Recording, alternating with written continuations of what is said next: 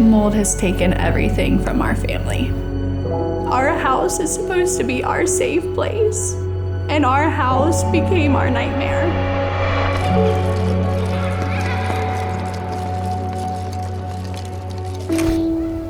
In 1996, Congress made a decision that would change military housing forever.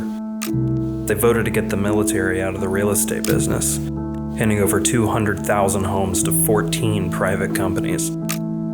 50-year leases, federal land with no local code requirements. What could go wrong? My name is Casey, and I am from Aberdeen, North Carolina. My husband Chance is a master sergeant in the Army. We got offered a house on the base, and it was gorgeous.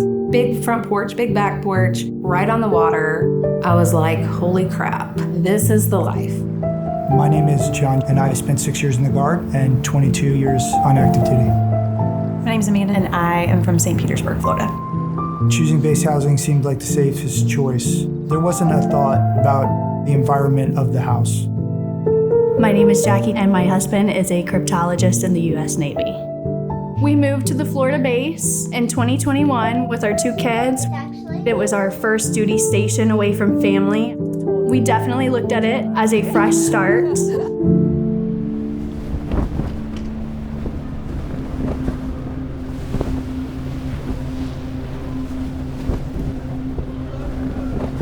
When we moved into that house, it was only a year old. We had 3 kids under the age of 6, so I thought it was completely normal for everybody to be sick all the time.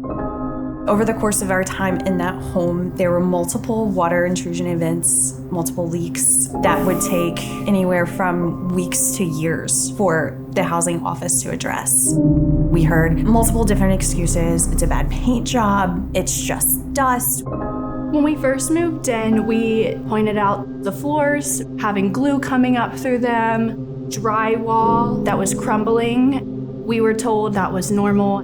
We were constantly reassured about anything that we pointed out.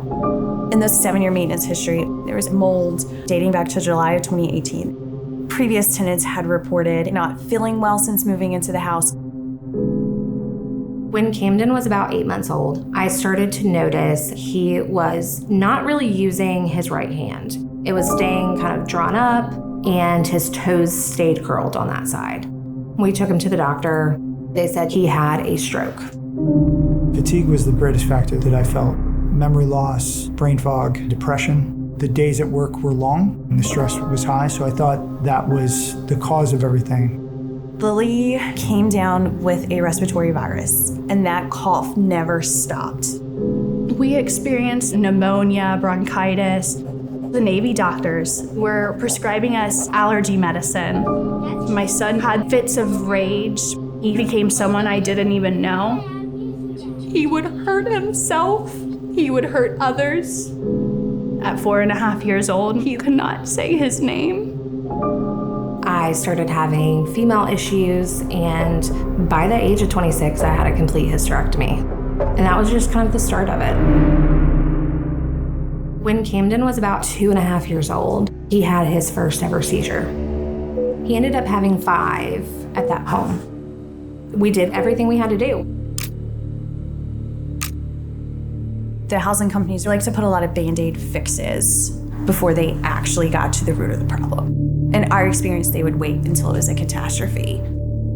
These housing companies fix everything but the problem. Our ceiling was caving in. They taped the hole up with a trash bag and duct tape. In 2016, we pushed to go to North Carolina. The kids stopped being as sick. Camden had 1 singular seizure for 2.5 years. Mind you, he had just had 5 in 6 months. We moved back, and the same symptoms are starting up again. Camden's having his seizures. The girls are getting pneumonia, like something's not right. About a month later, I noticed mold growing on the ceiling. Put in a work order. It was months before they came. A certified mold inspector came out and showed us the severity of the mold. In our HVAC supply, it was just carpet, a carpet of spores. I pulled the board from the floor. It brought me to tears. It's not like it was one spot. It was the entire floor that we had been living on. My dogs had been playing on. My kid is walking around. All of my stuff, there's this small vinyl barrier between you and the blackest mold I've ever seen. Just realizing what has happened. It was 100% betrayal. The privatized company reassured that they took care of everything. They claimed that there was not enough moisture in the ceilings to create mold growth. After that meeting, our ceiling was caving in again. So they finally came out and they said, there's moisture. We move out to a hospitality house. 2 weeks into it, we went by to check on the status of things. There were new floors, so I got excited.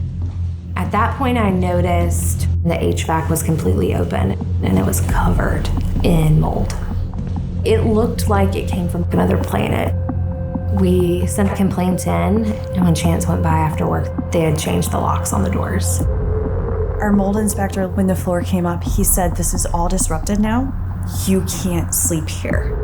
Talk about safety, like, hey, I'm gonna put my family in this house, and they're gonna be safe, and they're gonna be in a community, and I'm gonna be halfway around the world, and they're gonna get taken care of. And they're not being taken care of at all. We were relocated to a hotel outside military housing. During that time, we were served an eviction notice. This came one day after speaking up at a town hall meeting. When we were relocated from this home, my son became someone I started to recognize again. He went from saying a handful of words to all of a sudden being able to recite his ABCs after me. The first time my son told me he loved me was out of that home. It was then that I started tying these health impacts to the home. We were pretty quick to figure out we're gonna have to leave.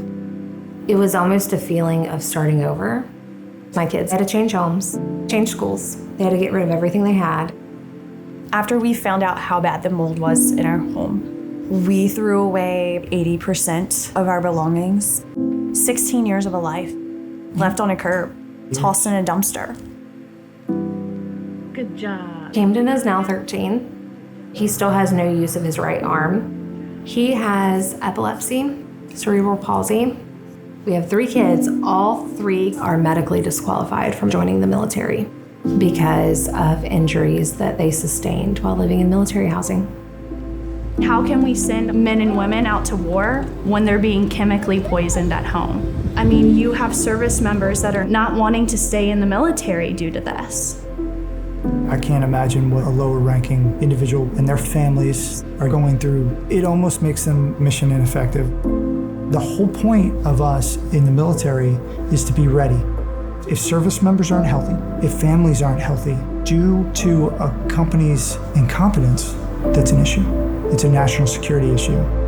Everything's toxic about the situation, and nobody does anything. These companies are continuing to prioritize greed over our people's life, health, and safety. They are still renting out these homes. They are still in power. When we began to understand our neighbors were suffering the same thing, we knew we had to be the ones to speak up and out. This has always been bigger than my family. This is not only for my kids, it's for everyone's kids. It's focusing in on the privatized housing companies and advocating for policy so that way we can provide safe housing for our service members. Accidents happen, mold happens, leaks happen, but it's what happens after that that means everything. These companies could choose to be the hero or the villain.